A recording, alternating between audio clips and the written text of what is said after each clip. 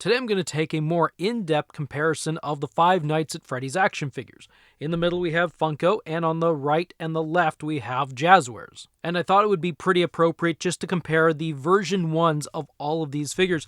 I have all the Jazwares figures surrounding the Funko just for fun, but now let's get these guys out of here so that we can take an actual look, a little bit closer look at the Freddys.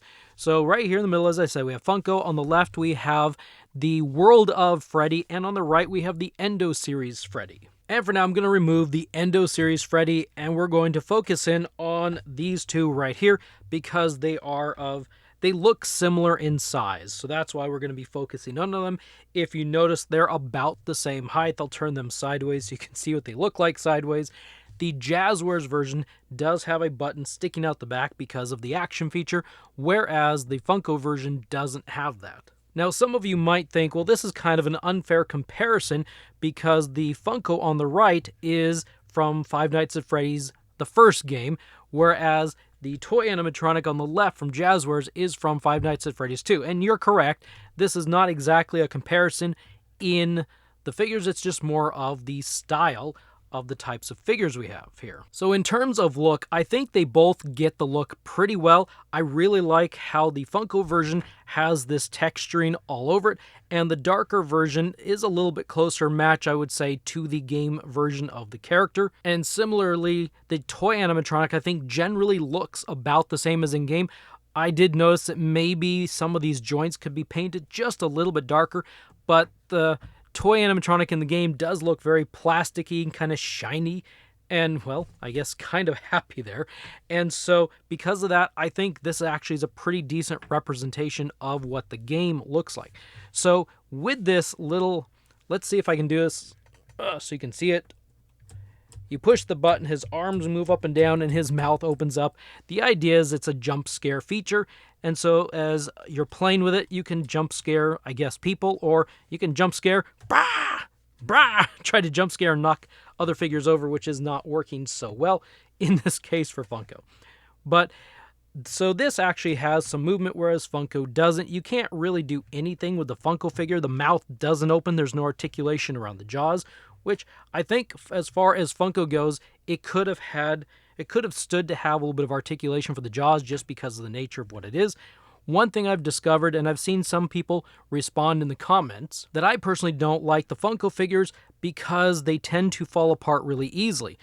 Now, it was interesting. I had one person drop a comment saying, oh, Funko doesn't fall apart, then later edited that they looked at their figure and it did kind of fall apart.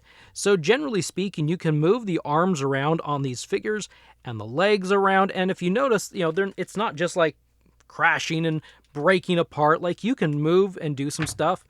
If you get real difficult, or not real difficult, but if you get real hard, like I just did, yeah, it's going to start falling apart. When I talk about falling apart, I'm used to certain joints having certain types of articulation. So like if I'm just moving this thing around, it will sometimes break apart like that. I say break apart, but it's not really broken. I've actually heard some people say that the figure has fallen apart so much that these little C ball joint receivers have cracked, and so it gets very difficult.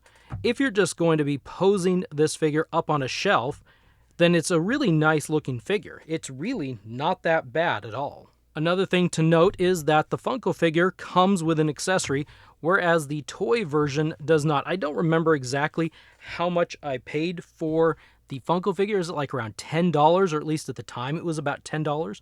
And with this accessory, I thought that was pretty cool. You can't really, see right there, I try to lean it up so you can get that microphone closer to the mouth, but it doesn't quite get that far. Jazwares World of figure doesn't come with any accessories, so maybe the jump scare, the action feature inside, kind of replaces the need for that accessory. As far as articulation goes, we've kind of talked about the Funko figure over here, where it does have kind of limited articulation, but really and truly, if you're careful and gentle with it, it's not going to be that big of a deal. One big thing is the Funko figure's neck is on a bit of a ball joint, so it can go back and forth and look up and down, bob its head all around. The Jazwares World Up figure can't do that. Because of the mechanism inside, this head has no articulation whatsoever. And that even limits the arm articulation. Like, you could lift the arms, but they fall right back because of that spring, the system inside doing that. So you don't really have full control. You can kind of like bring the arm up, but that will leave the other one down. If you bring this one up, then they both kind of fall down. And this figure is always kind of in some sort of a motion. And you would think that just because this figure has a ton of articulation points at the knees and the thighs and everything, it's still a bit of a bulky figure, so the articulation only goes so far. Like, if you're going to bend the leg, that's the angle that what is it? That's, I don't even know my degrees off the top of my head, but that's like kind of crazy. That doesn't go that far. You do have a pretty decent rotation with the drop down hips, but you don't really need to do that, generally speaking. I would say overall this figure has more limited articulation than this Funko figure right there. And one thing I wanted to check on here real quick because I forgot. No, the Funko figure does not have a waist rotation, so they're on par because neither does Jazwares up here. So I think we've done a fairly decent comparison between these figures, and as I said, the only reason I was really comparing these two is because they are similar in height. Now let's bring the big dog in. The Endo series from Jazwares, as you can see, he's definitely a much taller figure. This figure is 1/12 scale, even though I'm completely disappointed in the height of that 1/12 scale, because this figure should tower over at least the kid figures, if not definitely be taller than a lot of the 6-foot male figures. But leaving the height issue aside, because I think I'll talk about that in another video, let's get in and compare the structure, the mechanics of this figure versus the Funko figure. Now, I see debate on how beloved or not beloved the Funko figures are. I think, as I said before, Funko nails, at least in this version, the look. He's dark, he's kind of a little bit spooky with those black eyes and the downward turned eyebrows. And I think when I look at both of these, this is the figure that makes me think Five Nights at Freddy's more than this one.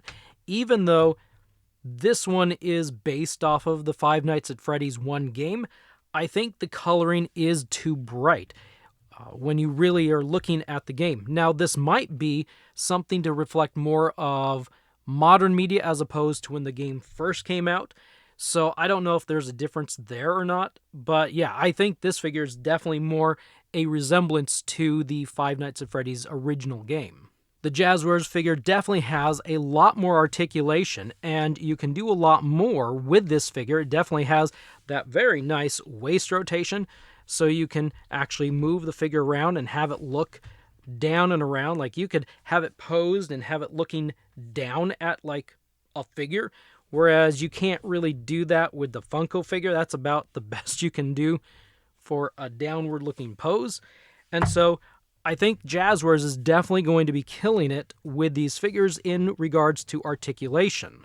You can see the endoskeleton better with the Jazwares figures than you can with the Funko, because the Funko designed the endoskeleton, I guess if you want to call it that, at the joints, and so only where those little ball and C cups are is where you see that endoskeleton, whereas with Jazwares, they came up with a kind of a nifty system where they have the endoskeleton and you build all the parts around it, so that just kind of makes pieces like this right here shine or show off the endoskeleton very well.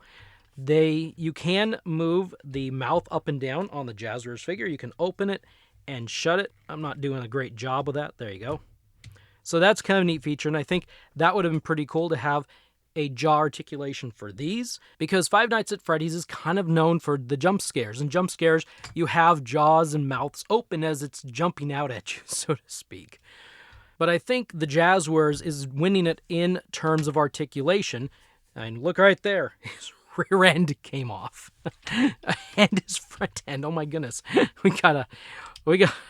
I need to censor that? Anyway, so that's one little negative right there. And I was actually going to get up to it. That was appropriate timing.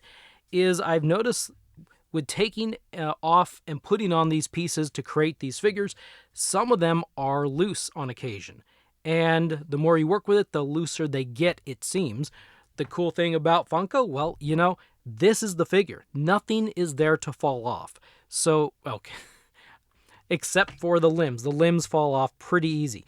I mean the character. So, I mean, you have the the arms and legs pieces falling off, whereas you have parts of the bear fall off. You know, it's up to you to decide which one is better or which one's worse. So speaking a little bit about the Jazwares figure, I think it's a bit of a double-edged sword in that it's really cool that you get all these parts to create a second figure. So you have classic and withered version, or they could do whatever they wanted to in the feature, having two different characters or two different versions of the characters on top of the endoskeleton. However, if you want to swap those out, and if you're like me recently who have been swapping these parts out quite a bit, it takes a little bit of time to swap that out. It probably takes me 15, 20 minutes to pull things off, and then maybe another 5, 10, 15 minutes to put things on. It takes a while to swap this out.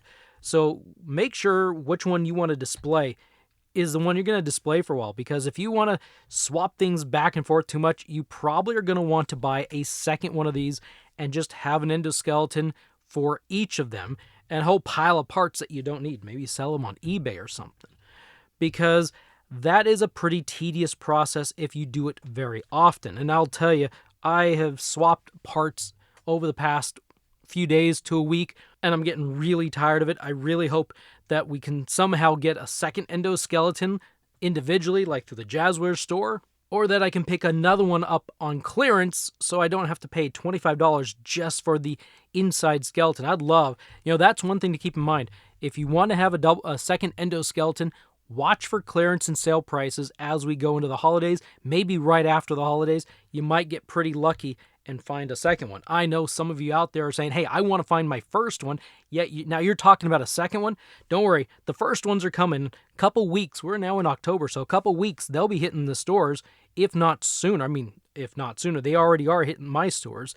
I've heard somebody found some in a Walmart, and Canada's starting to get them. So yeah, keep your eyes out. They're coming. And before you know it, you'll be thinking, do I want a second one? Can I afford a second one? Is a second one worth it? Now, I don't know the Funko line in depth, but I have heard that they never did these withered versions. This is kind of like a freaky thing. I'll just hold this empty animatronic head up, so with no eyes. Okay, we'll get rid of that.